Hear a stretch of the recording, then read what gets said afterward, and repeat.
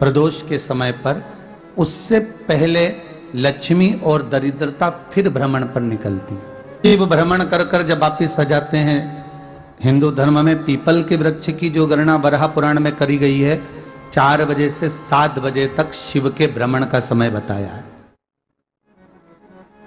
शाम को। तो 7 बजे से लेकर फिर रात्रि 9 बजे तक लक्ष्मी और दरिद्रता फिर भ्रमण पर जाती है।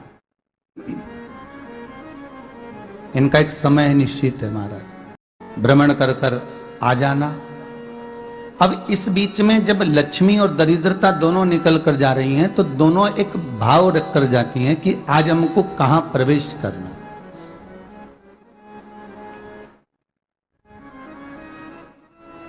आज हमें किस जगह पर प्रवेश करना है, आज हमें कहां पहुंचना है, आज हमें किस जगह जाना है। और जिस नगर में जिस मार्ग से लक्ष्मी और दरिद्रता निकल कर जाती हैं, ये दोनों का जब निकलना होता है, इनको स्थान दिया गया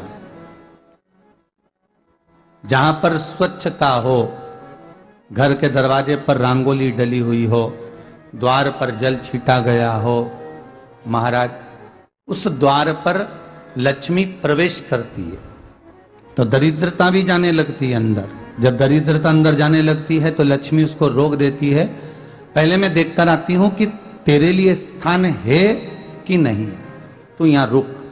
कुछ देर तक दरिद्रता बाहर खड़ी रहती है और लक्ष्मी जी की बड़ी बहन जब दरिद्रता बार बार अंदर जाने का प्रयास करती है तो लक्ष्मी जी कहती हैं, जी तू इतनी बड़ी होकर तुझे मालूम है, तू तेरा सम्मान होना चाहिए, आदर होना चाहिए, और तू अंदर चली जाए और कोई तेरा सम्मान ना करे तो कितना बुरा लगेगा, इसलिए तू बाहर खड़ी रहे, मैं अभी आई। अंदर जाती है और जब लक्ष्मी जी भ्रमण कर लेती हैं, अंदर प्रवेश कर कर आती हैं, और प्रवेश कर कर आती हैं तो दरिद्रता पूछती है चले अंदर। तो लक्ष्मी जी कहती हैं, तुझे मालूम नहीं है क्या जीजी कि जिस घर में मैं प्रवेश कर जाती हूं उस घर में फिर दरिद्रता नहीं जा सकती, क्योंकि ये तेरा वचन था, ये तेरा वचन था। अपन दोनों का जब मंगल विवाह हुआ था, मेरा विवाह जब नारायण के साथ में हुआ और तुम्हारा विवाह जब दुस्साह मुनि के साथ हुआ, दरिद्रता का विवाह दुस्साह मुनि के साथ हुआ।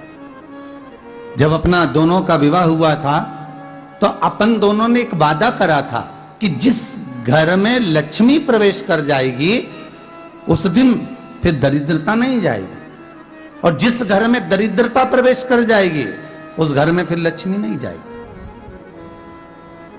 अब जब मैं अंदर देख कर आ गई हूं तो तू अंदर नहीं जा सकती, अर्थात लक्ष्मी के चरण जिस घर में पड़ गए उस घर में फिर दरिद्रता प्रवेश नहीं कर रही।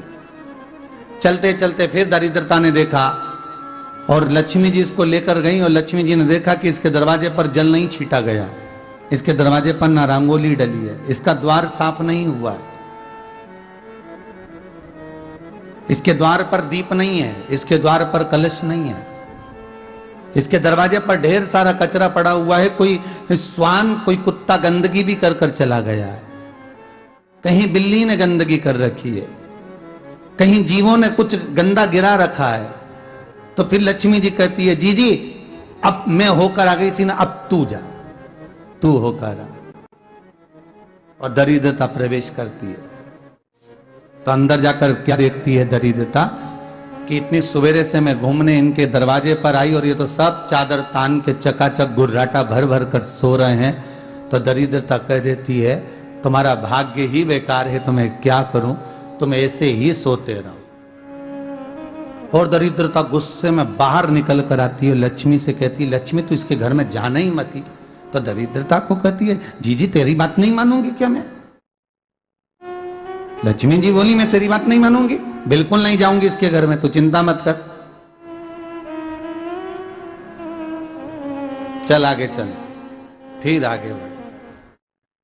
ये लक्ष्मी और दरिद्रता का प्रवेश, आपके घर का द्वार, आपके घर का दरवाजा। फिर निवेदन करूंगा एक बहुत सुंदर बात, हमें महाराष्ट्र से सीखना चाहिए,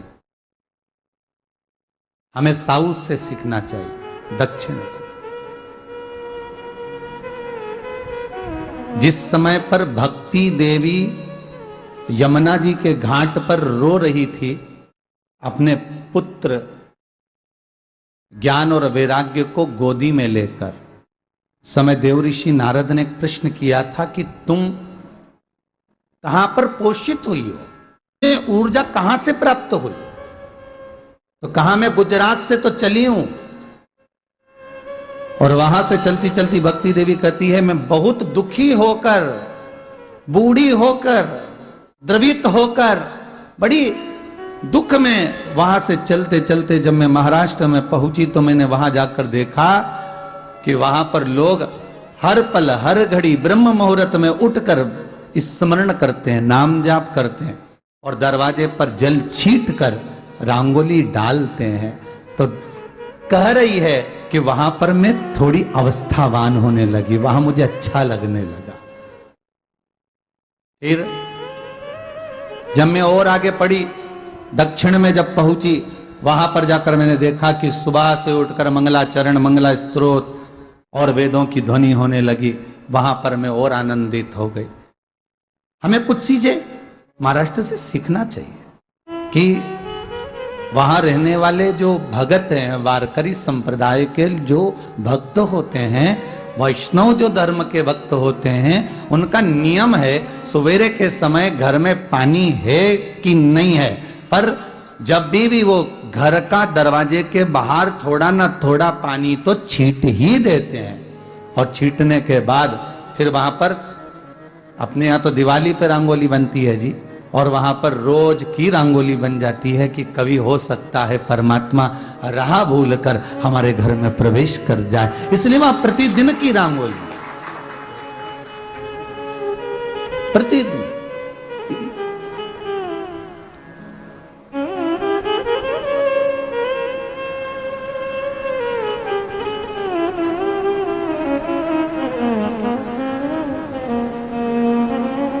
हमें सीखना चाहिए थोड़ा सा। आज के जमाने में तो बहू अपने कमरे की झाड़ू लगा ले, वो ही बहुत बड़ी बात है। हो खड़ी खड़ी बहू ये देखती रहेगी कि नौकरानी सही से झाड़ू लगा रही, वहां से लगा के लाओ, इधर से हेड के ले जाओ, वहां से कचरा सोरो, वहां से पोछा लगाओ। खड़ी रहेगी, उंगली से बताती रहेगी, पर इतना नहीं बनेगा कि सेविका से, नौकरानी से, दासी से कह दे कि तू मम्मी पापा के कमरे की लगा ले, मैं मेरे कमरे की लगा लूंगी, तू जा उधर। थोड़ा दया का भाव अगर होता तो उसके मन में भी आता कि मेरी बड़ी सेठानी तो अपनी जगह पर है, पर छोटी तो सेठानी की भी बड़ी सेठानी है जो मुझ पर करुणा करती रहती है। पर बड़ी तो कहे कि बेटा रहने दे, तू उधर ले जा, जब भाभी के कमरे में देख ले जा, उसके बच्चों का बड़ा फैलारा रहता ना, तो उधर देख ले जा, तो जरा उधर, मां उधर भेज रही है।